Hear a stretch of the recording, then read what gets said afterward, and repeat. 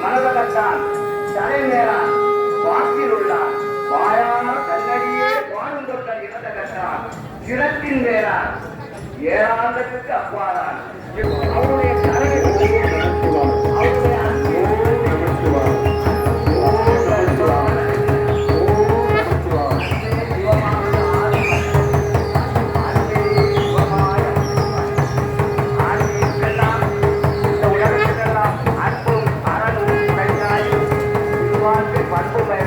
அப்படிப்பட்ட எம்பெருமான் இல்லையிலிருந்து அனுபாலித்துக் கொண்டு அகவைதான் நாவுக்கரசர் சொல்லுவார்.